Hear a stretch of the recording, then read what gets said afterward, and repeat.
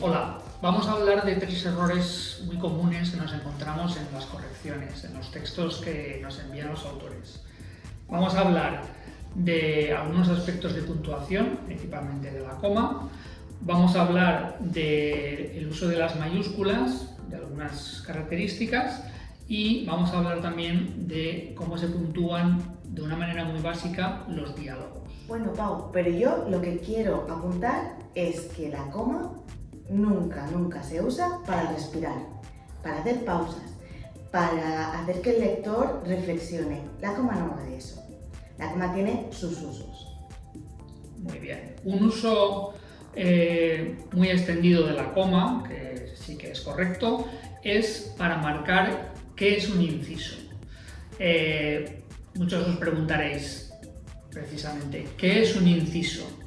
Un inciso es una parte del texto que se inserta dentro de una frase y que se puede eliminar sin que la frase cambie ni el sentido ni deje de ser gramaticalmente correcta.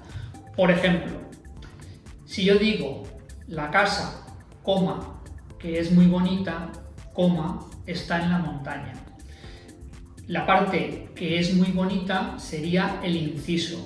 Y si yo lo quito, la oración es correcta. Lo único es que tengo un poco menos de información. La oración quedaría: la casa está en la montaña. Es importante que sepamos qué es un inciso porque en las reglas que os vamos a dar ahora casi siempre el inciso es una excepción. Eso es. Por ejemplo, un error muy común que se repite mucho es la coma criminal. Bueno, nosotros los correctores la llamamos coma criminal. Esta coma lo que hace es separar el sujeto del verbo. Esa separación nunca va a ser correcta a no ser que haya un inciso.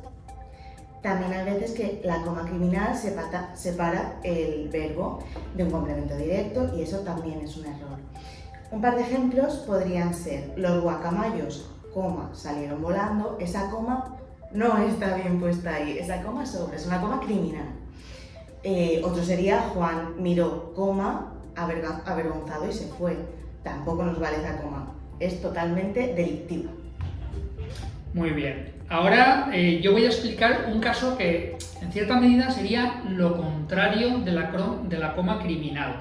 Es decir, es una coma que es necesaria, hay que ponerla siempre, además en pareja. Y es la coma de vocativo. ¿Pero qué es el vocativo? Eso es lo que iba a comentar. El vocativo es la expresión típica que decimos cuando nos referimos a alguien. El vocativo casi siempre aparece en diálogos. Entonces, un ejemplo de vocativo sería: hola, coma, Sandra, coma, ¿qué tal? Muy bien, coma, Pau, coma, ¿y tú? De acuerdo. Entonces, fijaros en que tanto su nombre cuando he hablado yo como mi nombre cuando ha hablado ella va separado por comas, porque es una referencia a la persona. Normalmente la coma de vocativo acompaña o al nombre de la persona o a la relación que tengamos con él, con esa persona. Podría ser hermano, amigo, tío, o un mote, o incluso a lo mejor una profesión, pero lo más común son nombres de persona y la relación. Un error de puntuación que también se repite es cuando ponemos, después de una exclamación o una interrogación, después del símbolo de cierre ponemos un punto. Eso es un error porque de por sí la exclamación de cierre y la interrogación de cierre ya implican el punto. Lo que sí que podríamos poner es una coma detrás. Vale. También es un error poner un espacio antes o después del texto pegados a la interrogación o a la exclamación. Como me ha salido una explicación un poco complicada, pongo un ejemplo. Sería un interrogante, un espacio, el texto. Ese espacio que he puesto no es correcto. Tiene que ir el texto pegado a la interrogación o a la exclamación de apertura y a la interrogación o exclamación de cierre. Vamos a comentaros 3 errores bastante básicos que se dan a menudo con las mayúsculas. El primero que yo quería comentar es que después de 2 puntos en general no va mayúscula. Solo va mayúscula en determinados casos concretos, que serían básicamente si empieza una cita de un texto, o sea, si vamos a repetir un texto que se dice o que se piensa,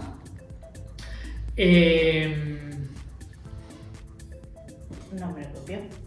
o evidentemente si va un nombre propio, que el nombre propio lleva siempre mayúscula, ahí no hay discusión.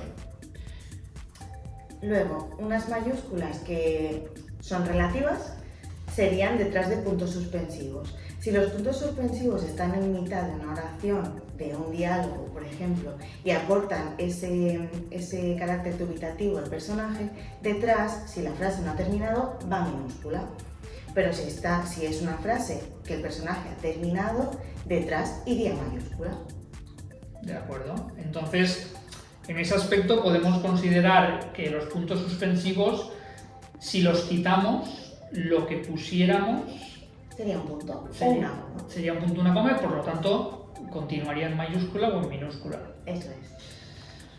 Otra cosa que también queríamos comentar es algo que se oye mucho. Yo recuerdo que cuando era pequeño ya me lo decían en el colegio y que no es verdad, y es que las mayúsculas no se acentúan. Eso no es cierto, y además la RAE ha explicado más de una vez que nunca se ha dicho. Es un bulo. Es un bulo, que tiene una cierta justificación, pero que no es cierto. Entonces, en una mayúscula, si la palabra necesita tilde, va a ir tilde y no hay ningún problema. Por último, vamos a daros unas pequeñas directrices de cómo se escribe un diálogo, la raya de diálogo y el contenido. Lo primero, lo imprescindible, es que un diálogo siempre va a empezar con raya. Pero raya, no guión, no semimenos, no rayita, una raya de diálogo. Además, aunque siempre empiezan con raya, nunca terminan con raya. Siempre terminan o con un punto, o con puntos suspensivos, o con un signo de interrogación o exclamación, pero nunca terminan con raya. Lo que sí que puede haber es que en ese diálogo haya un inciso del narrador, entonces ese inciso sí que lleva raya al principio y al final. Y luego es importante saber dentro de ese inciso cómo puntuar. Vale, dentro del inciso básicamente nos vamos a encontrar con 2 casos. Si el inciso lleva lo que los correctores llamamos un verbo de habla, es decir, dijo, replicó, preguntó, comentó, cualquier verbo que nos está diciendo cómo se dice lo que se acaba de decir, entonces el inciso empieza con minúscula. Siempre. Siempre. Ahora bien, si el inciso no lleva un verbo de habla, es decir, si dentro del inciso yo estoy explicando algo de la situación del diálogo, pero no algo de lo que se ha dicho, entonces pueden pasar 2 cosas. Si el inciso interrumpe la oración a mitad, irá en minúscula porque no puede ir en mayúscula. Mientras que si ese inciso empieza cuando la frase ha terminado, la primera palabra irá en mayúscula.